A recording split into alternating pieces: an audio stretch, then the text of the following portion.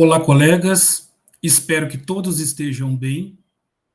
Nesta manhã, então, faremos a análise do livro Consciência Moral e Agir Comunicativo de Habermas, através de um mapa conceitual.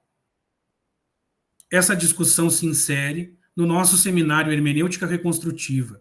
Eu sou Alexandre e o nosso professor é Amarildo Trevisan.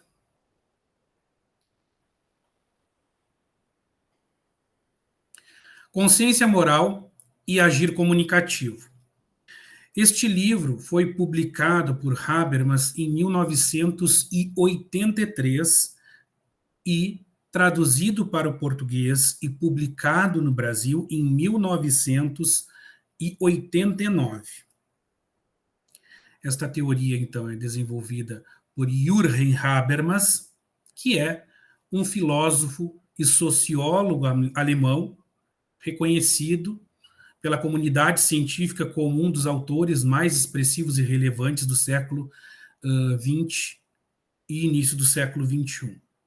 O Habermas hoje tem 92 anos e tem dedicado mais de 60 anos de estudo à racionalidade comunicativa, à democracia e à modernidade. Para esta análise, eu farei, então, a discussão dos dois primeiros capítulos do livro, capítulo 1 e capítulo 2. O capítulo 1 propõe, então, a reconstrução da filosofia, que abandone, então, essa postura de filosofia da consciência transcendental para uma filosofia que assume essa postura de filosofia da linguagem.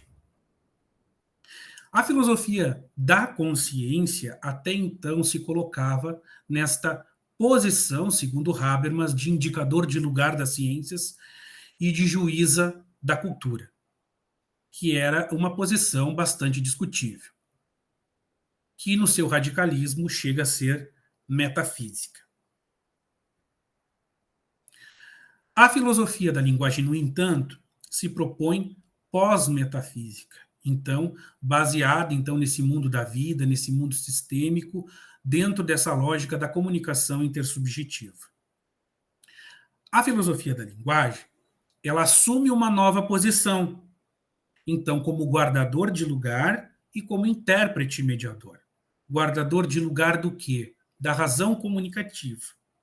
Razão comunicativa que propõe então uma constante reconstrução das teorias, né, do conhecimento, a partir de elementos verdadeiros, né, que os clássicos nos trazem, trazendo, então, novos elementos a partir da realidade histórica, social, atual que se está vivendo.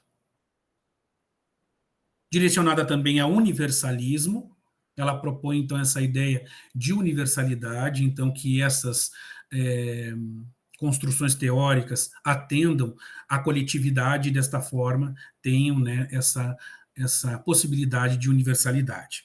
E, desta forma, também é necessária uma abordagem transdisciplinar, porque traz, então, outros autores, assim como outros sujeitos discursivos, né, para essa argumentação racionalmente motivada, para que se chegue, então, em novos consensos, em novas possibilidades teóricas, racionais, para entender os fenômenos e poder fazer frente às patologias sociais, como coloca Habermas no livro. Razão comunicativa que, né, tem esse objetivo de romper com os absolutismos hegelianos, aquela constante postura dialética de superação, né, tese, superação constante de teses. Então, bem como romper, né, com os fundamentalismos kantianos, que propõem, então, essa ideia de fundamento, né, da filosofia com relação às demais ciências, bem como juíza para a cultura. E também romper com as utopias marxistas, que historicamente podemos ver que não se confirmaram, como é o caso das ideias revolucionárias.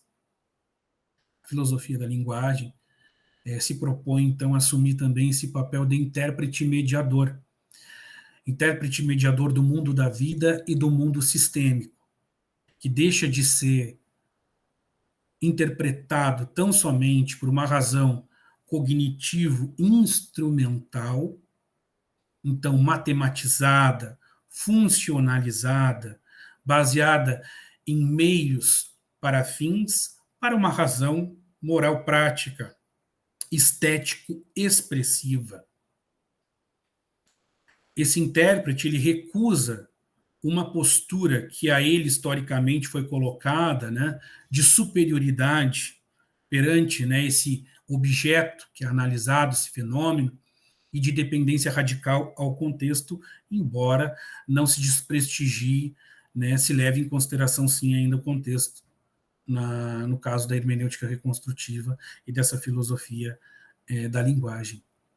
Se baseia em justificações, a exemplo das pretensões de validez que mais à frente serão abordadas.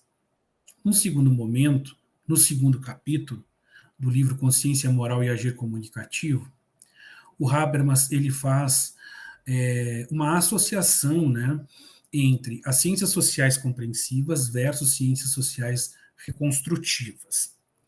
Com relação às ciências sociais compreensivas, ele traz o destaque para o Hans-Georg Gadamer, e para essa postura, então, aí do cientista como observador, aquele que consegue, digamos assim, um afastamento, né, um distanciamento capaz de analisar o fenômeno com um certo grau de objetividade, né, de neutralidade. Demarca uma guinada interpretativa, uma hermenêutica filosófica que se baseia, então, uma razão monológica.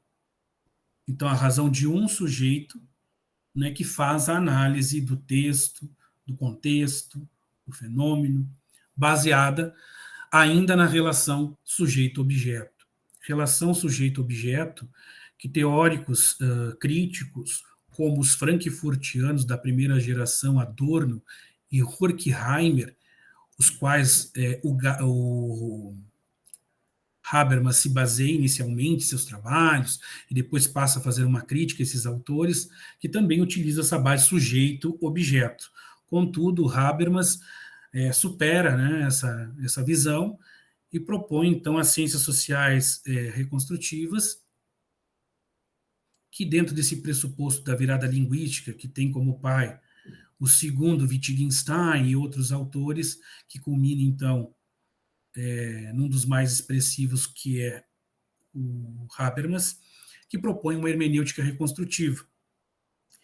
E a superação, então, dessa postura, dessa posição de análise do sujeito em relação ao objeto, e se passa, então, a considerar a relação sujeito-sujeito, ou seja, a relação intersubjetiva e interpsíquica.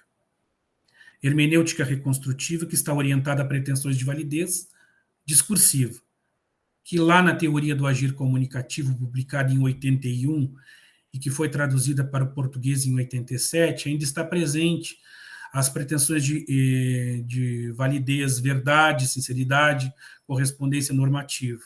Contudo, nesse livro de 83, da Consciência Moral e do Agir Comunicativo, Habermas insere uma quarta pretensão de validez, a universalidade.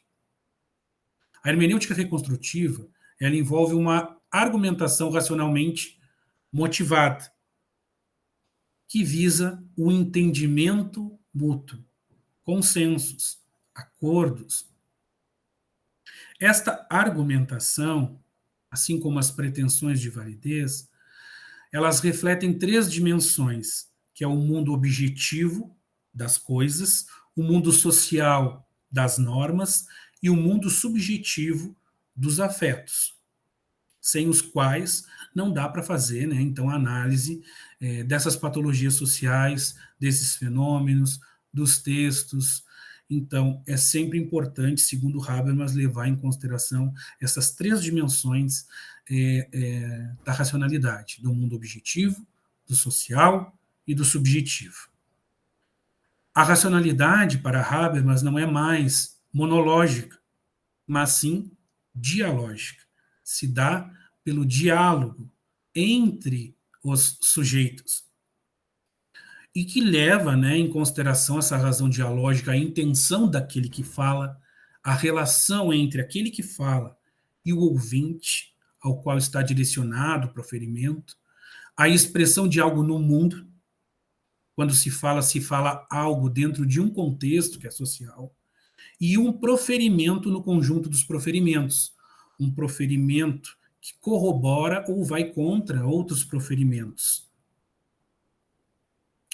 Como exemplo de ciência social reconstrutiva, Habermas cita a teoria do desenvolvimento moral de Kohlberg, que está inspirada, usa como pano de fundo a epistemologia genética de Piaget, ou teoria do desenvolvimento cognitivo de Piaget.